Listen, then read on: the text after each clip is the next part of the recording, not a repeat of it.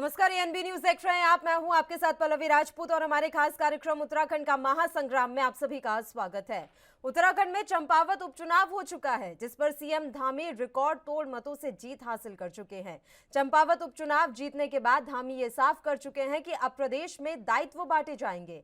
धामी ने कहा कि पार्टी के निष्ठावान कार्यकर्ताओं को विभिन्न निगम, आयोग और परिषदों में जल्द दायित्व बांटे जाएंगे। हालांकि इससे पहले संगठन से भी राय मशवरा किया जाएगा।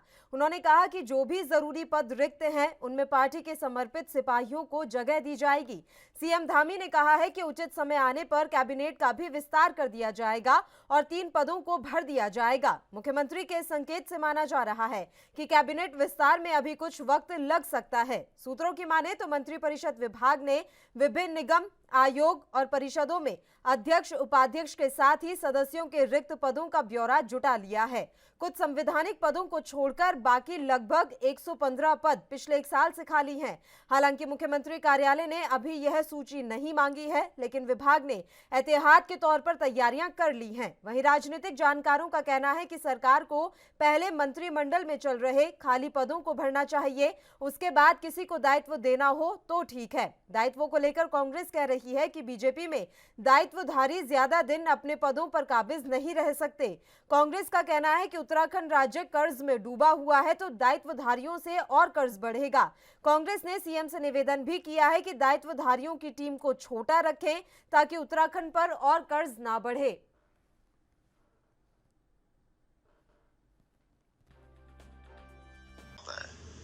और जो पानी रुक जाता है गड्ढे में, क्या होता है? बदबू आने लगती है। आती कि नहीं आती बदबू? तो इसलिए पानी को अपने जीवन का प्रेरणा स्रोत मान लीजिए और चलते रहिए है। चलते रहेंगे तो मान भी मिलेगा, सम्मान भी मिलेगा, है, पद भी मिलेगी, प्रतिष्ठा भी मिलेगी, पहचान भी मिलेगी। तो मैं आप सबका पुनः एक बार सबका स्वागत करते हुए सब उत्साह के साथ, और हमने अजय जी ने, मदन जी ने, आदरणीय दुष्यंत जी ने, रेखा जी ने, सब लोगों ने तय किया है सभी कार्यकर्ताओं को कुछ न कुछ किसी न किसी दिशा में काम मिलेगा, सबको काम मिलेगा। जहां भी होगा किसी को संगठन का मिलेगा, किसी को कहीं और का मिलेगा, सब लोग काम पर लगेंगे, सब काम पर लगेंगे। तो मैं आप सबका पुनः स्वागत, और इस बम्पर जीत के लिए, प्रचंड बहुमत के लिए, जो हमें 2/3 बहुमत मिला है। भारतीय जनता पार्टी की विशिष्ट कार्यप्रणाली है और यही कारण है कि आज हमारी पार्टी विश्व की सबसे बड़ी राजनीतिक पार्टी है। पार्टी में करने के बहुत से कार्य हैं और संगठन इस बात पर पूरा ध्यान देता है कि सभी कार्यकर्ताओं को कोई ना कोई कार्य दिया जाए। माननीय मुख्यमंत्री श्री पुष्कर सिंह धामी जी ने जो आह्वान किया है वो भी इसी संदर्भ में है कि सभी कार्यकर्ताओं को कोई ना कोई कार्य सौंपा जाएगा, और उनका ये भी आह्वान है कि सभी कार्यकर्ता अपना कार्य पूरी निष्ठा के साथ करें। और ये भी अपने आप में एक महत्वपूर्ण बात है कि पार्टी जो कार्यकर्ता कार्य करते हैं उसका मूल्यांकन भी करती है। नहीं, दायित्व तो बहुतों ने पहले भी बांटे थे, लेकिन दूसरों ने क्या हश्र किया। मुख्यमंत्री खुद अपने पद पर कितने दिन तक काबिज हैं ये गारंटी नहीं है। पिछली प्रचंड बहुमत की, इससे भी ज़्यादा प्रचंड बहुमत मिला था, 57 का बहुमत मिला था। हमने 3 मुख्यमंत्री बदलते हुए देखे और तीनों मुख्यमंत्रियों ने आपस में एक दूसरे के ही फैसले पलट दिए। दायित्वधारी त्रिवेंद्र रावत जी ने जो बनाए वो तीरथ रावत ने सारे के सारे ठंडे बस्ते में डाल दिए और पुष्कर सिंह धामी ने उसके बाद बनाए ही नहीं। अब ये कहा जा रहा है कि दायित्वधारी बनाए जाएंगे। क्या उत्तराखंड राज्य इसके लिए तैयार है? हमारा कर्ज में डूबता हुआ राज्य, जिसको आपने बिल्कुल डबल कर दिया कर्ज को, क्या हम वहन कर सकते हैं उनका खर्चा? जो उनको पर्क्स दिए जाते हैं, जो उनके सारे खर्चे, जो अमला जमला उनको दिया जाता है, उसका खर्च उठाने के लिए तैयार है क्या उत्तराखंड? जीएसटी से होने वाले नुकसान की भरपाई अब केंद्र से नहीं हुआ करेगी। 5,000 करोड़ का नुकसान हर वर्ष हमको झेलना पड़ेगा। क्या हम उसके लिए तैयार हैं? तो मुख्यमंत्री जी, अगर दायित्व आप बांट ही रहे हैं, अगर इतना ज़रूरी हो गया है अपने कार्यकर्ताओं को सेटल करना या कार्यकर्ताओं को की अनदेखी ना हो, इसलिए आप दायित्व बांट ही रहे हैं, तो मेरा निवेदन रहेगा कि अपनी टीम को थोड़ा छोटा रखें, क्योंकि राज्य के ऊपर खर्च लगातार बढ़ता चला जा रहा है। एक और अहम बात ये है कि सरकार का जो गठन हुआ है, इस सरकार के गठन में जो मंत्रिमंडल का कोरम होना चाहिए वो 12 मंत्रियों का कोरम होना चाहिए और अभी 9 मंत्री हैं कैबिनेट के। तो सरकार ने अभी अपने मंत्रिमंडल का कोरम ही पूरा नहीं किया है। पहले तो जो 3 बर्थ खाली पड़ी हुई हैं, सरकार को मुझको लगता है कि उस पर फोकस करना चाहिए और उस कोरम को पूरा करना चाहिए। और उसके बाद फिर आप जो भी दायित्व बांटना चाहते हो या दर्जाधारी स्टेटस देना चाहते हो अपने कार्यकर्ताओं को, अपने नेताओं को, वो दीजिए। लेकिन इस बात का ध्यान रखिए कि उसका वित्तीय बोझ, आर्थिक बोझ जो है वो सरकार के कंधों पर। और चलिए इस मसले पर अब हम चर्चा की शुरुआत कर लेते हैं। 3 मेहमान इस समय हमारे साथ जुड़ गए हैं। मेहमानों से आपका परिचय करवा देते हैं। सचिन गुप्ता जी हमारे साथ जुड़े हुए हैं, प्रदेश प्रवक्ता हैं भारतीय जनता पार्टी से। मुकेश नेगी जी हमारे साथ जुड़ गए हैं, प्रदेश सचिव हैं कांग्रेस से। और हरीश मैखुरी जी वरिष्ठ पत्रकार के तौर पर इस समय हमारे साथ जुड़े हुए हैं। तीनों ही मेहमानों का स्वागत है ANB न्यूज पर। सचिन जी, शुरुआत आप ही के साथ कर लेते हैं। दायित्वधारी अब जल्दी नियुक्त किए जाने हैं सर, आपसे मैं इसी के बारे में विस्तार से जानकारी चाहूंगी कि किस तरीके के दायित्व कैसे लोगों को सौंपे जाएंगे और अभी दायित्वधारियों की जरूरत उत्तराखंड के लिए क्यों महसूस हो रही है?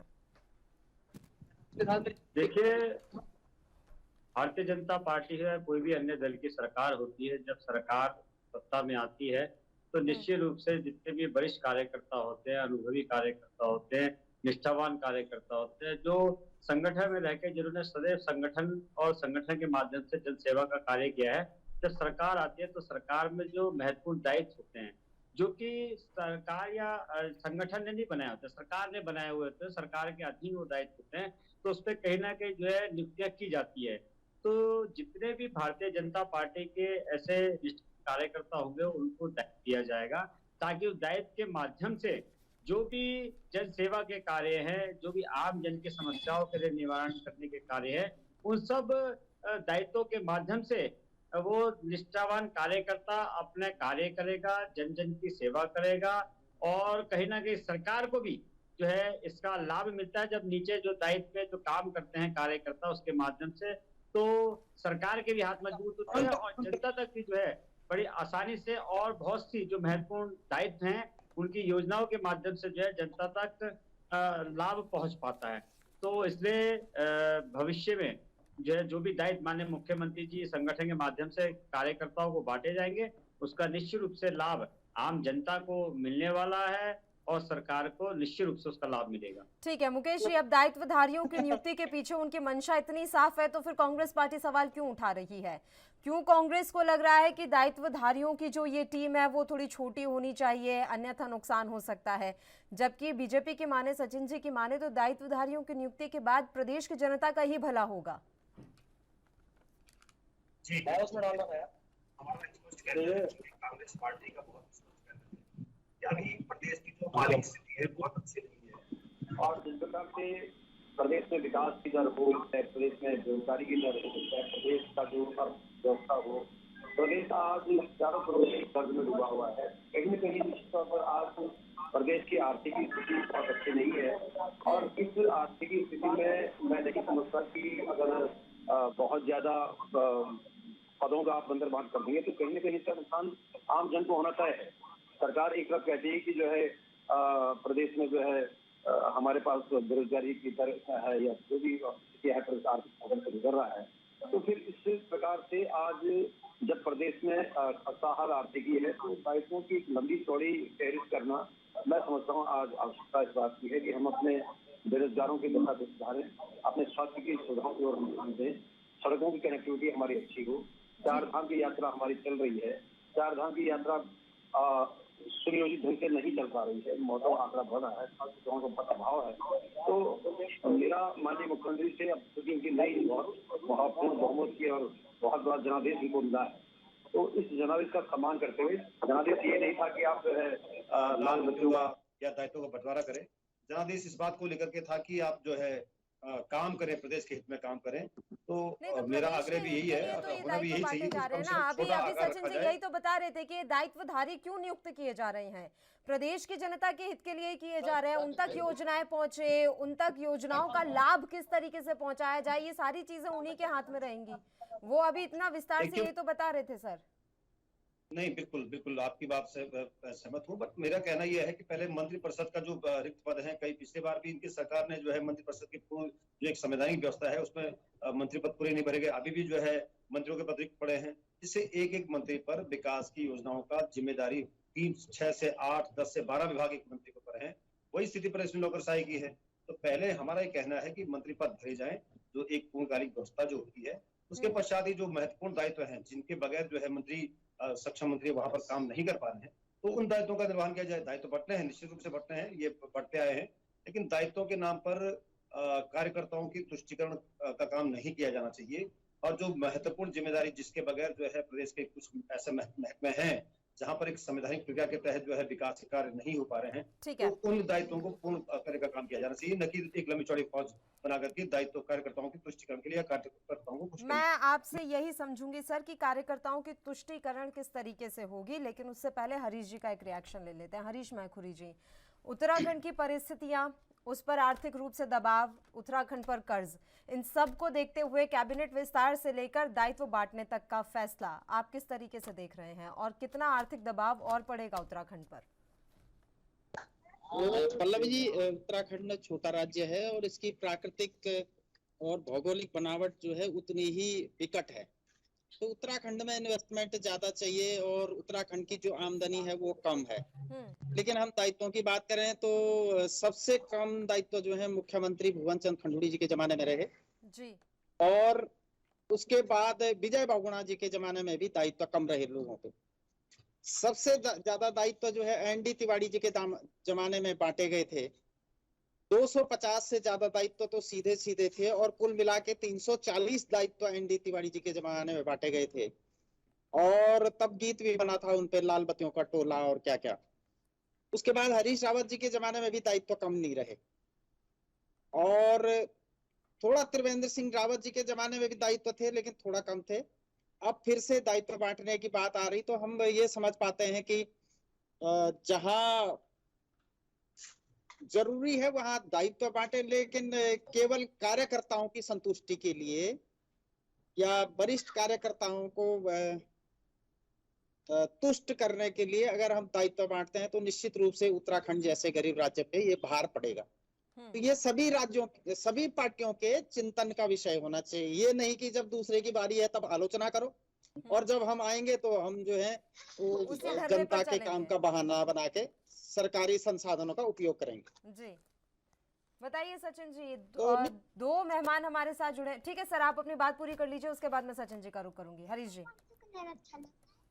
जी, तो मैं ये कह रहा था, होता क्या है कि एक पार्टी जो सत्ता में आती दूसरे को कहती है इन्होंने दायित्व बांट दिए, जब खुद आते हैं तो सत्ता बांट मतलब वही दायित्व बांटने का काम करते हैं। उत्तराखंड निश्चित रूप से इसकी आर्थिकी कमजोर है, हमारे संसाधन उतने ज्यादा नहीं है कि हम राजस्व जुटा सकें। हमारे राजस्व के मुख्य स्रोत पर्यटन है, थोड़ा बहुत शराब का राजस्व भी हम लोगों ने अब आय का जरिया बना दिया है। उसके अलावा यहाँ पे इंडस्ट्रियल एरिया बहुत कम है जहाँ से हमारा राजस्व आना चाहिए था, औद्योगिकरण होना चाहिए था, तो राजस्व कम है, खर्चे ज्यादा हैं। इसलिए निश्चित रूप से राज्य को खर्चों पे अंकुश लगाना ही पड़ेगा, चाहे पार्टी ये रहे सत्ता में चाहे वो दूसरी रहे। चलिए सचिन जी, दोनों मेहमानों के मुंह से मैंने ये शब्द सुन लिया, तुष्टीकरण। किस योजना के तहत अब ये दायित्व बांटे जा रहे हैं या कौन से एजेंडे पर काम किया जाएगा कि इस तरह की संभावनाएं जताई जा रही हैं कि तुष्टीकरण तो होगा ही होगा?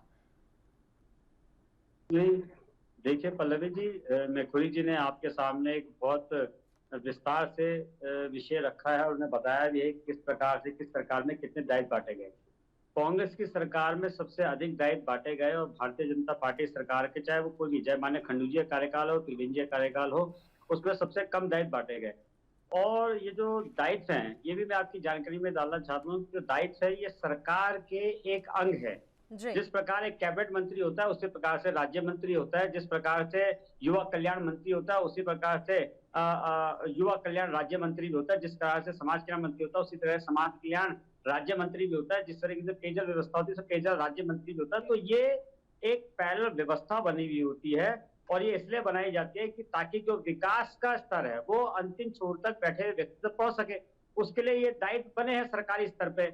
उस जो दायित्व बने हैं वो आज रिक्त हैं, उन पे कार्यकर्ताओं ने निश्चित रूप से बैठेंगे।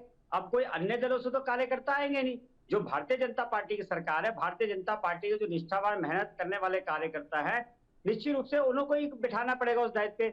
और मेरे एक बात अभी ये नहीं समझ में आ रही है कि अभी तो लिस्ट मांगी भी नहीं गई है, अभी बीजेपी ने कोई सूची तैयार भी नहीं करी है, अभी किसी कार्यकर्ता की नियुक्ति भी नहीं हुई है, लेकिन कांग्रेस को इतनी बेचैनी अभी से क्यों है कि लिस्ट लंबी ना करे, लिस्ट को छोटी करे, लिस्ट को शॉर्ट करे, लंबी लिस्ट ना करे? मेरे समझ में नहीं आ रहा है। कंसर्न है इस तरीके सर, की उनका बेचैनी, उनका भी तो इस प्रदेश तरह है की ना, बेचैनी उत्तराखंड क्यों है? उनका भी तो प्रदेश है सर, अगर उनका भी उनका उतना ही है प्रदेश था, जितना तो आपका जब है। अब आर्थिक दबाव पल्लवी बढ़ेगा जी- या कर्ज और बढ़ेगा तो चिंता तो पल्लवी स्वाभाविक है। पल्लवी जी, पल्लवी जी, ये बोलने का अधिकार उसी को होता है जो स्वयं का इसका पालन करते हैं। उनके कार्यकाल में जब उनको मौका मिला था, उनके यहाँ सबसे अधिक दायित्ववान थे, 350 से ज्यादा उन्होंने दायित्ववान है। तब प्रदेश की आर्थिक स्थिति ठीक नहीं थी, तब बहुत बढ़िया थी आर्थिक स्थिति। कर्जे पे ले लेके किस तरीके से प्रदेश में जो है इन्होंने बंटाधार किया, तब इनको नहीं दिखा। आज भारतीय जनता पार्टी अगर विकास के दर पे भी आगे, विकास के दर पे भारतीय जनता पार्टी जीत के आ रही है, अगर विकास के नाम पे जो है आम जनमानस जो है भारतीय जनता पार्टी के साथ खड़ा है, तो कहीं ना कहीं विकास देख रहा है। और यही कारण है कि जनता चाहती है कि भारतीय जनता पार्टी का एक एक कार्यकर्ता जो है दायित्व पे बैठे, ताकि उनके और काम आसानी से किया जा सके। और वही भारतीय जनता पार्टी करना चाह रही है। और मैं आपको आपके चैनल के माध्यम से एक चीज और आश्वस्त करना चाहता हूं कि भारतीय जनता पार्टी का जो भी कार्यकर्ता किसी भी दायित्व पे बैठेगा, मैं निश्चित रूप से आपसे बोलता हूं कि आप उसकी मॉनिटरिंग करिएगा। वो कार्यकर्ता कहीं ना कहीं आपको किसी गांव में, किसी गली में, किसी मोहल्ले में, किसी आम जनता की सेवा करता मिलेगा, ना कि जो है सत्ता का सुख भोगने के लिए, या सत्ता का सुख भोगते हुए जो गाड़ियों में, लाल बत्तियों में घूमता हुआ या गन्ने को लिए हुए दिखाता हुआ नजर आएगा। वो आम जनता की सेवा के लिए आया, आम जनता की सेवा करेगा। दायित्व मिलेगा या नहीं मिलेगा यह सरकार का निर्णय होगा, लेकिन भारतीय जनता पार्टी का कार्यकर्ता जमीन पे काम करता हुआ नजर आएगा। इस बात से शायद मैं मैथुरी जी, क्योंकि एक बहुत समझदार वक्ता के रूप में पूरा विषय रखा है, शायद मेरी बात से प्रभावित होंगे। चलिए मुकेश नेगी जी, आपका तो खुद का दामन दागदार है सर, आप क्या किसी और पर छीटाकशी करेंगे? देखिए, मैं इस बात पे टिप्पणी नहीं करना चाहूंगा। देखिए, दायित्व बांटना सरकार का विवेक होता है, लेकिन उसमें कहीं ना कहीं जनता की भागीदारी भी सुनिश्चित की जानी चाहिए। हम इस बात को बिल्कुल स्वीकार कर रहे हैं कि इस प्रकार से हमारे आदरणीय डॉक्टर हरीश मैथुरी जी ने पूरा ब्यौरा रखा कि किस मुख्यमंत्री के कार्यकाल में कितने दायित्व बांटे गए। निसंदेह मैं इस बात को मानता हूँ, नरेंद्र तिवारी के समय पर ज्यादा दायित्व बांटे गए, क्योंकि उस समय उनकी जो है आर्थिक स्थिति जो है प्रदेश की बढ़िया थी, नया राज्य था, और तिवारी जी ने अपने अनुभव का लाभ लेते हुए केंद्र सरकार से बहुत सारा बजट, जिसमें मैं समझता हूं कि सर्वांगीण विकास में पूरे प्रदेश का हुआ था, तो उन्होंने अपने अनुसार अपने बजट को देखते हुए दायित्व बांटे होंगे। इस बात को हम स्वीकार करते हैं। उसके बाद मोहन चंद खंडू जी के शासनकाल में कम दायित्व बटे, निश्चित तौर पर कम बटे, हम इस बात को मानते हैं। हरीश रावत जी के शासनकाल में कम दायित्व बटे हैं, लेकिन त्रिवेंद्र जी की सरकार में दायित्व सबसे ज्यादा बटे थे। और आज जो मैं समझ रहा हूँ, प्रदेश की आर्थिक स्थिति या प्रदेश की जो वर्तमान परिस्थिति है, वो इस अनुकूल नहीं है कि आप दायित्वों की झड़ी लगा करके जनता के ऊपर एक और बड़ा बोझ डालने का काम करें। हम इसमें टिप्पणी नहीं करेंगे कि भारतीय जनता पार्टी के संगठन में क्या स्थितियां हैं, वो कितने महामंत्री बनाते हैं, वो कितने प्रदेश उपाध्यक्ष बनाते हैं, ये उनका अपने परिवार का अपना मामला है। लेकिन दायित्व चूंकि सरकार में है, सरकार में प्रत्येक नागरिक भागीदारी करता है, चाहे उसमें सरकार हो चाहे वो विपक्ष के लोग हों। चूंकि हमारे सरकार की जिम्मेदारी सिर्फ अपने प्रदेश के वासियों की ही हितों की रक्षा करना होता है, तो एक आम जनमानस से जुड़ा हुआ एक मुद्दा है, तो निश्चित तौर पर प्रत्येक व्यक्ति प्रभावित होता है, चाहे पक्ष का हो चाहे विपक्ष का हो। और मैं इस बात को बहुत स्पष्ट रूप से कहना चाहता हूं कि पिछली सरकार की गलतियों से सबक लेकर के नई सरकार को सीखना चाहिए। और आज जिस प्रकार से हम देख रहे हैं, प्रदेश में बेरोजगारी की स्थिति को देख लीजिए, चाहे प्रदेश में बदहाल स्वास्थ्य सेवाओं की स्थिति को आप देख लीजिए, चाहे प्रदेश में यात्राकालीन अव्यवस्थाओं को आप देख लीजिए, ये तमाम मुद्दे हैं जिन पर सरकार को अपना ध्यान इंगित करने की आवश्यकता है। और मैं तो एक सुझाव देना चाहता हूं अपने आपके चैनल के माध्यम से कि आज सरकार को यदि लगता है कि कार्यकर्ताओं को दायित्व देना ही है, तो निश्चित तौर पर देना चाहिए। मैं तो इस बात का स्वागत करूंगा। लेकिन मंत्री के ऊपर ज्यादा दबाव पड़ता है, तो आप जैसे यात्राकालीन परिस्थितियों को लेकर एक विभाग बनाइए, उसके तहत आप जो है ऐसा काम कीजिए कि जो यात्रा काल की जो हमारी अव्यवस्थाएं जो वर्तमान समय पैदा हो रही है, इन अव्यवस्थाओं पर लगाम लगाया जा सके। हमारी बदहाल जो स्वास्थ्य सुविधाएं हैं, इनके ऊपर आप मॉनिटरिंग करने के लिए एक राज्य मंत्री की नियुक्ति कर दीजिए, जो आपका कहना है कि आम जनमानस तक इसका लाभ पहुंचे। तो इस प्रकार के आप दायित्व बनाइए। आप जो है जल जंगल जमीन, जो हमारे पहाड़ के सबसे मूल मंत्र हैं, इनको लेकर के आप दायित्व बनाए। निसंदेह इसमें कोई संकोच भी नहीं होगा, हम कोई विरोध नहीं करेंगे। लेकिन आप दायित्वों के नाम पर कार्यकर्ताओं की तुष्टिकरण करने के लिए प्रदेश के आर्थिकी पर अगर बोझ डालने का काम करेंगे, तो निश्चित तौर पर प्रदेश की आम जनता पर इसका असर पड़ेगा। और आम जनता, जैसे हमारे काबिल दोस्त भारतीय जनता पार्टी कहते हैं कि आम जनता चाहती है कि कार्यकर्ताओं को काम मिले। ऐसा कोई जनता नहीं चाहती है। जनता सिर्फ चाहती है कि हमारा काम हो।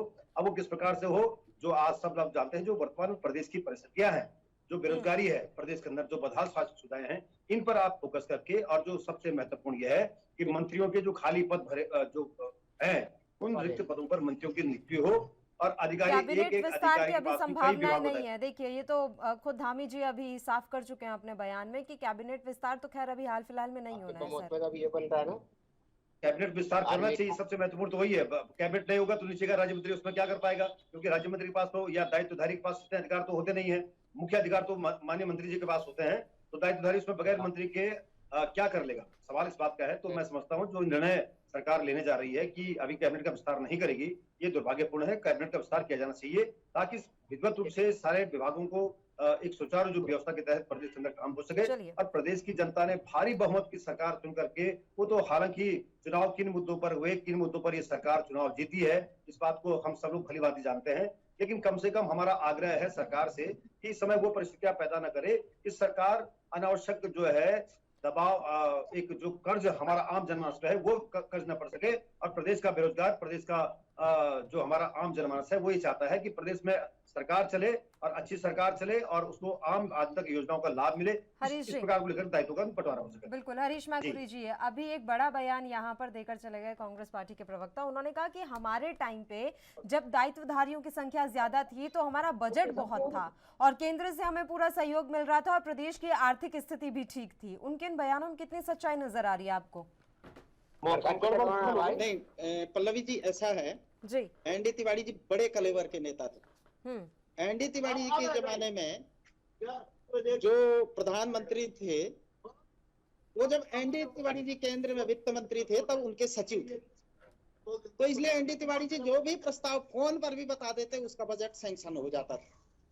लेकिन अगर ये तो बात हमारे मुकेश जी ने बहुत सही कही है, लेकिन एक चीज हम ये देख रहे हैं कि अगर इन ऑल में देखा जाए तो एनडी तिवारी जी के जमाने में हमारे 6000 करोड़ का बजट था जी। आज हमारा 88,000 करोड़ का बजट हो गया, तो वो बढ़ गया है। मतलब एनडी तिवारी जी के जमाने में भी लास्ट में 29,000 करोड़ का बजट हो गया था हमारा। इनिशियल स्टार्टिंग स्टेज में सिर्फ 6,000 करोड़ का बजट था, जो 29,000 करोड़ का बजट है। आज हमारा 88,000 करोड़ का बजट है। तो बजट तो हमारा अब बढ़ा है, ऐसा नहीं है कि बजट वहीं का वहीं स्टैग्नेट हो। लेकिन हमारे राज्य पर इस समय 74,000 करोड़ रुपए का कर्जा है। ये सभी राजनीतिक दलों के चिंतन और चिंता का विषय होना चाहिए जी। इतने छोटे राज्य पर 74,000 करोड़ रुपए का बजट बहुत बड़ा कर्जा होता है। तो हम इसको कैसे मीट आउट करेंगे, इसके लिए निश्चित रूप से रास्ता निकाला जाना चाहिए। और जो पब्लिक से जुड़े हुए डिपार्टमेंट है उसमें आप दायित्वधारी नियुक्त करो, मंत्री को पावर दो, लेकिन पब्लिक रिलेशन की जो समस्याएं हैं, जो पब्लिक से जुड़ी हुई समस्याएं, उनको सॉल्व करो, उसमें कोई दिक्कत नहीं। लेकिन किसी भी पार्टी के लिए सिर्फ कार्यकर्ताओं को तुष्ट करने के लिए जो दायित्व दिए जाते हैं वो एक अच्छी परंपरा, कम से कम उत्तराखंड जैसे विकट और गरीब और यानी पिछड़े हुए राज्य के लिए, जिसके संसाधन सीमित हो, उस राज्य के लिए ये अच्छा संकेत नहीं है। बहुत ज्यादा दायित्व बांटना किसी भी स्तर पर जस्टिफाई नहीं है, खासकर तब जबकि हमारा 74,000 करोड़ का बजट जी। उसके अलावा हमारे नेताओं में वो जिजीविषा आनी चाहिए कि एक आदमी पे मैं माननीय प्रधानमंत्री मोदी जी का बड़ा मतलब इस मामले में तारीफ करता हूं कि बहुत सारे काम एक साथ निपटा देते हैं। तो हमारे उत्तराखंड में इस कलेवर के नेता क्यों नहीं आ रहे हैं कि बहुत सारे काम वो निपटा सकें? तो इस तरह का अवश्य होना चाहिए। और अभी हमारे जो मंत्रालय युवा सीएम पुष्कर सिंह धामी से उम्मीद है सर, युवा सीएम पुष्कर सिंह धामी से उम्मीद है कि उसी जिजीविषा के साथ वो काम करेंगे। पुष्कर सिंह धामी में संभावनाएं हैं, युवा व्यक्ति है, निर्णय ले सकते हैं, फुल फ्लैश उनके पास मैंडेट है, भारी बहुमत से खुद भी जीते हुए हैं, भारी बहुमत की सरकार है, उन्हें निर्णय लेने में कोई संकोच नहीं होना चाहिए और बोल्डली डिसीजन लेने चाहिए। पब्लिक के इंटरेस्ट के डिसीजन लेने में उन्हें तनिक भी संकोच नहीं करना चाहिए। और खासकर उत्तराखंड राज्य में देवभूमि के संस्कृति, समाज और यहाँ की परंपराओं के अनुरूप निर्णय लेने में कोई संकोच करना नहीं चाहिए। ठीक है, एक सवाल था मेरा यहाँ पर सचिन जी आपसे। गरिमा दसोनी की बाइट पता नहीं आपने सुनी या नहीं सुनी, लेकिन वो ये कह रही थी कि दायित्वधारियों की नियुक्ति ये कर रहे हैं, जबकि इस बात की कोई गारंटी नहीं है कि 5 साल मुख्यमंत्री के कुर्सी पर एक ही शख्स बैठे रहेंगे। यानी कि उनको लग रहा है कि आप बीच में मुख्यमंत्री बदल सकते हैं। उन्हें कांग्रेस पार्टी पे ज्यादा चिंतन करना चाहिए। जो पुरानी सारी परिस्थिति रही है उस परिस्थिति के मैं इसलिए बहुत ज्यादा कुछ नहीं कहना चाहता हूँ कि उस प्रकरण पे प्रदेश की जनता वो लगा चुकी है कि प्रदेश की जनता को इससे महत्व नहीं है कि कौन मुख्यमंत्री था कौन नहीं था, किसको बदला गया, किसको रखा गया, किसको हटाया गया। प्रदेश की जनता को दिखा कि भारतीय जनता पार्टी की सरकार विकास कर रही है और अगर मुख्यमंत्री कोई बदला है किसी व्यवस्था के अनुरूप तो निश्चित रूप से भारतीय जनता पार्टी का अंदरूनी फैसला है। इसलिए मैं गरिमा दसोनी जी को सिर्फ इतना ही कहूंगा कि वो अपनी पार्टी और अपनी पार्टी के नेताओं को संभालने का, उनको बनाने का, उनको रखने की चिंतन करे। भारतीय जनता पार्टी को जनता ने, प्रदेश की जनता ने चुन लिया है। भारतीय जनता पार्टी आगामी 15-20 वर्षों तक उत्तराखंड से कहीं नहीं जाने वाली है और निश्चित रूप से माननीय धामी जी भी जो है ठाकर धामी के रूप में 5 साल, अगले 5 साल फुल फ्लैश बल्लेबाजी करने वाले हैं और एक एक कार्यकर्ता जो है अपने युवा मुख्यमंत्री के साथ खड़ा दिखेगा। इसलिए मुझे लगता है कि उनको चिंता नहीं करनी चाहिए भारतीय जनता पार्टी में। यानी कि 5 साल आप रखेंगे ना धामी जी को, कोई किसी तरह की इफ एंड बट की सिचुएशन तो नहीं है सर? कोई भी इफेक्ट नहीं है। बिल्कुल जो है धामी जी जो है प्रदेश की सेवा के लिए जो है पिछले 6 महीने का जो उनका कार्यकाल रहा बहुत ही उत्साहवर्धक रहा। चलिए ठीक है, ठीक है। दायित्वधारियों पर वापस बात कर लेते हैं। मुकेश जी का ये कहना है कि पहले आपको कैबिनेट विस्तार करना चाहिए, ठीक है, उसके बाद आप दायित्वधारियों की नियुक्ति करें। देखिए कैबिनेट में, जहाँ तक कैबिनेट का विषय है, ये माननीय मुख्यमंत्री जी का अधिकार है कि वो किसको कैबिनेट में रखते हैं, किसको नहीं रखते हैं और कितने कैबिनेट को देते हैं। लेकिन जो व्यवस्था है, व्यवस्था के मतलब स्वास्थ्य, शिक्षा और परिवहन और सड़क, ये 3-4 विशेष ऐसे दायित्व हैं जिसको बांटना मुझे लगता है अति आवश्यक था, जिसके लिए जो है ये चारों दायित्व जो है माननीय मुख्यमंत्री जी बांट चुके हैं, क्योंकि ये सबसे भारी भरकम दायित्व है और इन भारी भरकम दायित्वों को जो है बांटना जरूरी था। इसलिए माननीय मुख्यमंत्री जी जो है ये दायित्व बांट चुके हैं और जो बचे हुए दायित्व निश्चित रूप से व्यवस्था के साथ जो है कुछ आने वाले दिनों में जो है बढ़ जाएंगे। इसलिए कैबिनेट के रूप में जो है माननीय मुख्यमंत्री जी इस जो दायित्व उसके पास बचे हुए हैं, जो जिम्मेदारियां उसके पास बची है, जो विभाग उनके पास बचे हैं, उसका निर्वाह ठीक से करे। तो ऐसी दिक्कत भी कहीं नहीं आई है कि कहीं उसकी वजह से कोई समस्या आ रही है, तो उससे कैबिनेट का विस्तार भी शीघ्र होगा। लेकिन वो माननीय मुख्यमंत्री स्वयं का निर्णय लेंगे तब उसका जो है बंटवारा होगा। मुकेश नेगी जी, आपके हिसाब से अभी सरकार के लिए प्राथमिकता क्या होनी चाहिए थी?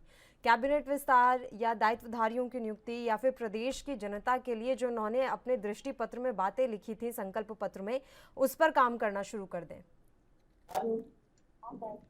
पल्लवी जी, सरकार को सबसे पहले जनता के प्रति जो उनका दृष्टिकोण है, जो वादे उन्होंने सरकार से किए हैं, उन वादों पर फोकस करना चाहिए, क्योंकि प्रदेश की जनता विकास चाहती है, प्रदेश की जनता सर्वांगीण विकास चाहती है। आज जिस प्रकार से हमने इस बात को रेखांकित किया है, पहले भी कहा है कि आज प्रदेश का बेरोजगार बहुत हताश है, बहुत निराश है।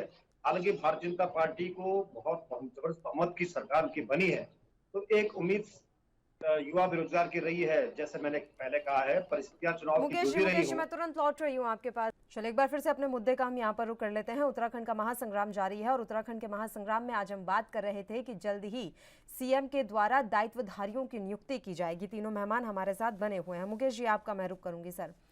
दायित्वधारियों की नियुक्ति और इसके अलावा मैं आपसे जानना चाह रही थी कि फिलहाल प्रायोरिटी में, प्राथमिकता में क्या होना चाहिए सरकार के लिए? कौन सी ऐसी योजनाएं हैं जिन पर काम करना सबसे पहले शुरू होना चाहिए? जी पल्लवी जी, देखिए जैसा कि मैंने पहले कहा, आपने सवाल उठाया था कि प्रदेश की जनता क्या चाहती है। प्रदेश की जनता कैबिनेट का विस्तार चाहती है, प्रदेश की जनता दायित्वधारियों की नियुक्ति चाहती है, या प्रदेश की जनता विकास चाहती है। तो निश्चित तौर पे प्रदेश की जनता विकास चाहती है और प्रदेश में जो हालात वर्तमान स्थिति में हैं, जो पैदा हुए हालात हैं, उन पे यदि हम बात करें तो जिस प्रकार से बढ़ती महंगाई है, बढ़ती बेरोजगारी है, बदहाल स्वास्थ्य सुविधाएं हैं, सड़क की कनेक्टिविटी हो, या बहुत सारे इश्यूज हैं जिन पर हम चर्चा करने को तैयार हैं या चर्चा की जा सकती है। सरकार उन मुद्दों पर बहस न कर करके केवल अपने कार्यकर्ताओं का और अपना भला करने का ही बात करें। हमने कहा, देखिए बहुत स्पष्ट शब्दों में, कैबिनेट विस्तार बहुत जरूरी है। जब तक कैबिनेट का विस्तार नहीं होगा, एक उस विभाग पर किस प्रकार से मंत्री का काम होगा, किस प्रकार से मंत्री उस विभाग के द्वारा जनता का भला करने का काम करेगा, इस पर हमको फोकस करने की आवश्यकता है। तो मैं समझता हूं कि सबसे पहले कैबिनेट का विस्तार किया जाना चाहिए। और दायित्व की बात, जहां तक बात करते हैं ये दायित्व तो उन विभागों पर होना चाहिए जिन विभागों पर आज सबसे ज्यादा आफत आती है। जैसे मैंने आपसे पहले भी कहा, जो बदहाल स्वास्थ्य सुविधाएं हैं, या जो रोजगार का संकट हमारे युवाओं के सामने है, या जो यात्रा सीजन वर्तमान समय में चल रहा है, इन मुद्दों पर बात करने की आवश्यकता है। इन पर आप यदि नियुक्त करें दायित्वधारी तो इसमें हम कहीं पर कोई विरोध नहीं करते हैं। जहां तक बात ठहरी, आज आपने सवाल किया है कि आज वर्तमान क्या स्थितियां सबसे महत्वपूर्ण है, तो वही बिंदु है जिस पे कहना चाह रहा हूँ। पहले सरकार अपना जो विजन उन्होंने रखा है, जो वादे जनता से किए हैं, उन वादों पर काम करने का प्रयास करें। जनता ने आपको प्रचंड बहुमत की सरकार दी, डबल इंजन की सरकार आपकी पिछले 8 वर्षों से चल रही है। तो हम ये कहना चाहते हैं कि आप कम से कम जनता से जुड़े मुद्दों पर, आज बढ़ती महंगाई है, बेरोजगारी है, बदहाल स्वास्थ्य सुविधाएं हैं, पहाड़ के जो जड़ जंगल जमीन वाली जो हम बातें करते हैं, उन मुद्दों पर सरकार चर्चा करे, उन मुद्दों को फोकस करके बात आगे बढ़ाए। निश्चित तौर पर प्रदेश की जनता आज भी यही चाहती है। और जिस प्रकार से हमने कहा, आज जो हमारा वर्तमान समय, जो वर्तमान परिस्थिति है, हम गैरसैंण की बात करते हैं, राजधानी की बात करते हैं, आप कहते हैं कि आपके मुख्यमंत्री, हम तो स्पष्ट कहना चाहते हैं, आप कहते हैं कि मुख्यमंत्री, अब आपने 3 मुख्यमंत्री प्रदेश पर थोप दिए हैं, कोई बात नहीं, जनता ने इस बात को सहा है। आपने गैरसैंण के नाम पर लोगों को छलने का काम किया है, गैरसैंण का काम किया है। आपने ग्रीष्मकालीन राजधानी की बात करी है, आज हम तो उसी परिवेश में, हमारी विधानसभा के अंतर्गत तथाकथित ग्रीष्मकालीन राजधानी पड़ती है, आज उस पर आप बात न कर ग्रीष्मकालीन सत्र वहां पर होना चाहिए था, वो आपका जो है उठाकर के आपने जो है देहरादून में कर दिया है। अब आप बहाना करते हैं कि यात्रा सीजन चल रहा है। यात्रा सीजन की स्थिति इतनी बदहाल है कि आम जनमानस को, उत्तराखंड के लोगों को इस यात्रा सीजन का कोई फायदा दिखता हुआ नहीं मिला, क्योंकि यात्रियों की असीमित फौज आई है कोरोना काल के बाद, और उन यात्रियों को रोकने में, उन यात्रियों का पंजीकरण, कई फजीयत हमारे यात्रियों को झेलनी पड़ी असीमित संख्या में। उसके बाद भी यात्रियों का आना बंद थोड़ी ना हुआ है सर। अगर इतनी अव्यवस्थाएं होती तो लगातार यात्रियों की संख्या बढ़ती क्यों रहती? वो तो घट जानी चाहिए थी। देखिए, अव्यवस्थाएं हैं पल्लवी जी। और यात्री, देखिए, यात्री एक धार्मिक महत्व की भावना को लेकर के आ रहा है, वो उसको मौत का डर नहीं है। ये क्या आपके सामने ये बात स्पष्ट है, आज 150 का आंकड़ा पार कर गया है। हमारे बदहाल स्वास्थ्य सुविधाओं के कारण आज जो यात्री ये परिस्थितियां पैदा हो रही है, तो सरकार को सबसे पहले इन बिंदुओं पर फोकस करना चाहिए। इन बिंदुओं को लेकर के आपको जो है एक नोडल अधिकारी नियुक्त करना चाहिए। इन बिंदुओं को लेकर आपको जो है जो दायित्व है उसको निभाना चाहिए। जो परिस्थितियां आज प्रदेश के अंदर पैदा हो रही है, उन परिस्थितियों पर आप चर्चा करेंगे तो निश्चित तौर पर जनता यही अपेक्षा आपसे करना चाहती है, यही मांग जनता आपसे करती है। आप दायित्वधारियों की फौज खड़ी न करके आज प्रदेश में जो करंट प्रॉब्लम्स पैदा हो रही हैं, जो परिस्थितियां पैदा हो रही हैं, उन परिस्थितियों पर आप ध्यान इंगित करेंगे तो निश्चित तौर पे जनता को कुछ राहत मिलने का काम है। जनता आज काम चाहती है, जनता आपके प्रचंड बहुमत का जो है आपसे हिसाब चाहती है। तो हिसाब आज भारतीय जनता पार्टी की जो डबल इंजन की सरकार है, वो जनता को राहत पहुंचाने का काम करे, महंगाई से राहत पहुंचाए, चलिए ठीक है मुकेश जी, मैं लौटूंगी आपके पास। इस बीच बड़ी जानकारी अपने दर्शकों को हम पहुंचा देते हैं। बड़ी खबर से दर्शकों को रूबरू करवा रहे हैं। पाकिस्तान के पूर्व राष्ट्रपति परवेज मुशर्रफ का निधन हो गया है। पाकिस्तान के पूर्व राष्ट्रपति लंबे समय से बीमार थे और आज उनका निधन हो गया। बड़ी और अहम जानकारी, साल 2001 से 2008 तक पाकिस्तान के राष्ट्रपति की उन्होंने कुर्सी संभाली। 1999 में तख्ता पलट के बाद पाकिस्तान के 10वें राष्ट्रपति बने थे। 17 दिसंबर 2019 को राजद्रोह के केस में मौत की सजा सुनाई गई थी। ये बड़ी और अहम खबर एएनबी न्यूज इस समय आप तक पहुंचा रहा है पाकिस्तान से। पाकिस्तान के पूर्व राष्ट्रपति परवेज मुशर्रफ का निधन हो गया है। पाकिस्तान के पूर्व राष्ट्रपति लंबे समय से बीमार चल रहे थे। साल 2001 से 2008 तक पाकिस्तान के राष्ट्रपति की उन्होंने कुर्सी संभाली। चलिए एक बार फिर से मुद्दे का रुख करते हुए चर्चा की शुरुआत कर लेते हैं। हरीश मैखुरी जी, मैं सेम सवाल मेरा आपसे भी रहेगा कि अभी प्राथमिकता पर क्या होना चाहिए, और जैसा कि मुकेश नेगी जी ने काफी सारे सुझाव यहाँ पर दिए, उन सुझावों में से ऐसे कितने सुझाव हैं जिन पर आप भी सहमति जताते हैं?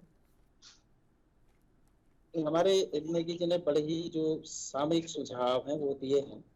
उसमें कुछ तात्कालिक सुझाव हैं, जैसे 4 धाम यात्रा है, उसमें यात्री सुविधाएं मुहैया करवाना और खासकर स्वास्थ्य सुविधाएं में तो हम जो खासकर सनातन माइथोलॉजी के जो लोग बद्रीनाथ, केदारनाथ, गंगोत्री, यमुनोत्री आते हैं जी, ये लोग जो हैं अमरनाथ यात्रा भी जाते हैं और बड़ी संख्या में जाते हैं, जबकि वहाँ अभी भी बहुत पैदल है, कोई सुविधा भी नहीं है। तो सुविधा की उतनी बात नहीं है। स्वास्थ्य सुविधाएं हम कितनी अच्छी कर सकते हैं वो है।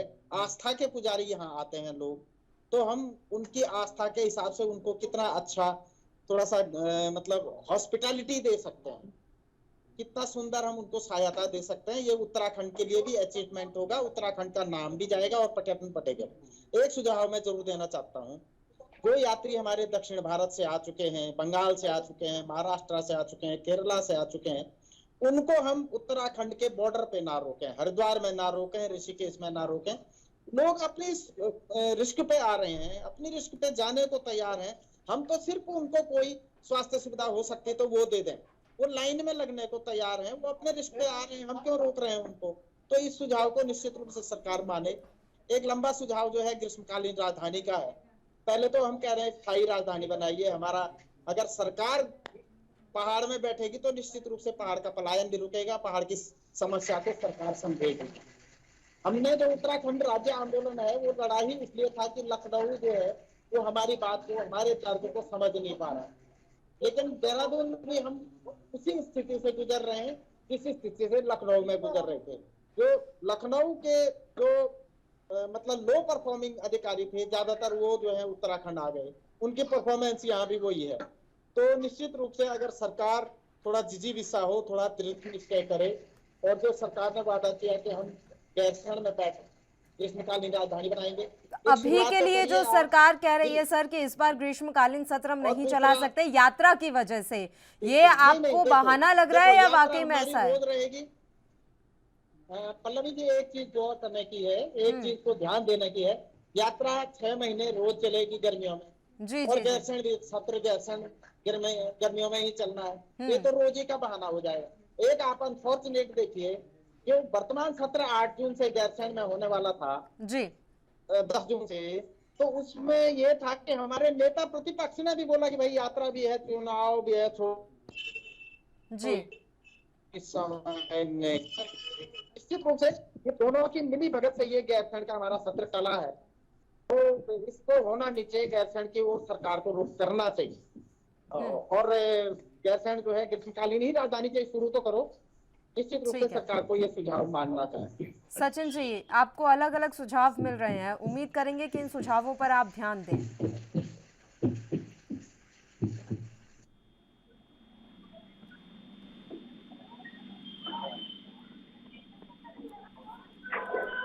सचिन जी, आपकी आवाज नहीं पहुंच रही है हम तक सर।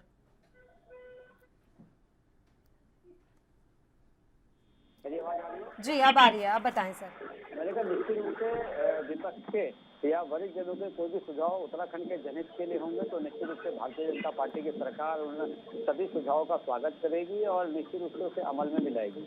और जहां तक बार बार ग्रीष्मकालीन सत्र की बात आ रही है तो मेरा मानना तो यह है कि विपक्ष को भारतीय जनता पार्टी की सरकार के इस निर्णय का स्वागत करना चाहिए, धन्यवाद करना चाहिए। जिस प्रकार से बीजेपी उत्तराखंड ने एक खुले मंच से जो है बिल्कुल बिना डरे जो है सरकार को एक अपना तरफ से आग्रह किया और सरकार को बताया कि जिस तरीके से वर्तमान की चारधाम यात्रा है, चारधाम यात्रा को और हम प्रभावित ना करें, इसलिए अगर हम ग्रीष्मकालीन सत्र अगर हम गैरसैंण में करते तो उसके लिए हमें अतिरिक्त फोर्स की जरूरत होगी जो हमारे पास अभी नहीं है, जिससे यात्रा में आए हुए लोगों को असुविधा होगी। और सरकार ने उस निवेदन को, सरकार ने सुझाव को जो है मान्य करते हुए ग्रीष्मकालीन सत्र को देहरादून कराने का जो है ऐतिहासिक फैसला है। इसके लिए मैं अपनी तरफ से जो है माननीय धामी जी को जो है इसके लिए धन्यवाद करूंगा कि उन्होंने इस समस्या को समझा और उस पर अमल किया।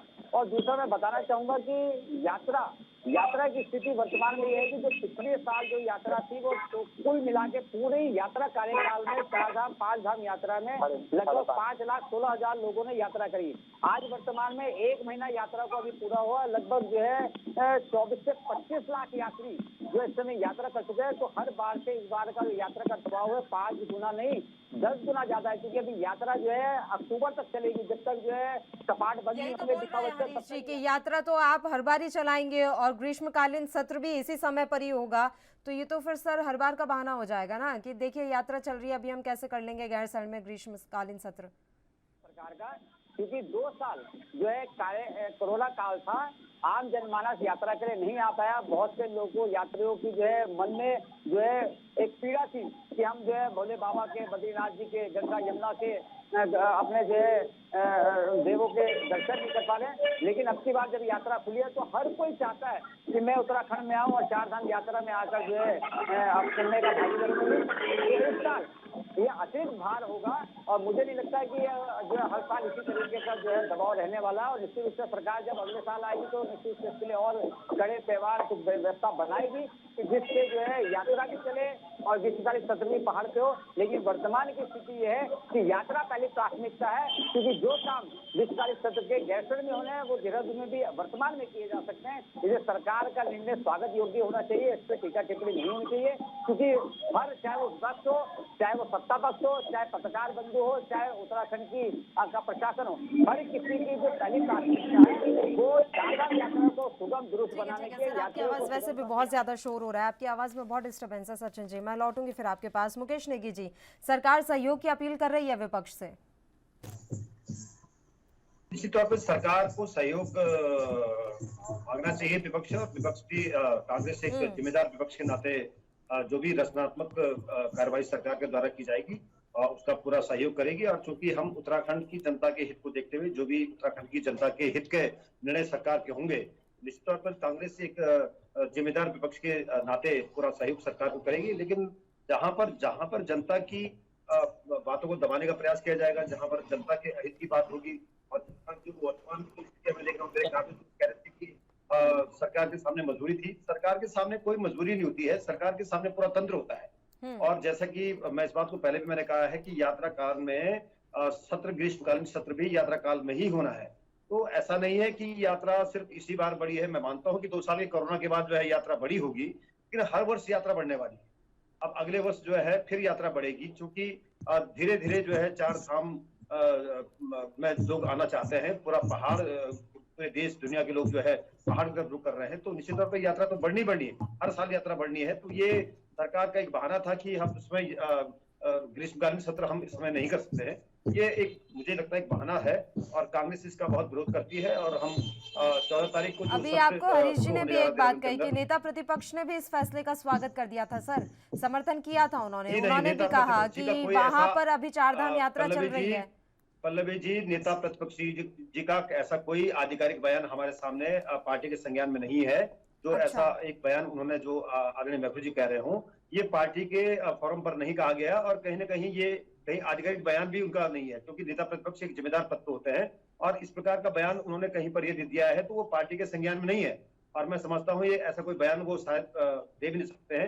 लेकिन अगर कहीं पर कहीं कुछ खबरें डॉक्टर महफूज के पास आई हो तो मैं कह नहीं सकता, लेकिन कोई आधिकारिक जवाब माननीय नेता प्रतिपक्ष जी का ऐसा कुछ आया नहीं है कि उन्होंने सत्र का यहाँ पर विरोध किया। चलिए, फिर भी हम तो यही उम्मीद करेंगे कि सरकार प्राथमिकताओं के आधार पर काम करे ताकि उत्तराखंड की जनता को इसका लाभ मिल सके। फिलहाल आप तीनों ही मेहमानों का शुक्रिया, चर्चा करने के लिए आप हमारे साथ जुड़े, आपने अपना समय हमें दिया। और इसी के साथ उत्तराखंड का महासंग्राम में भी इतना ही। मुझे दीजिए इजाजत। देश और प्रदेश की तमाम ताज़ा खबरों के लिए आप देखते रहिए ANB न्यूज़। नमस्कार।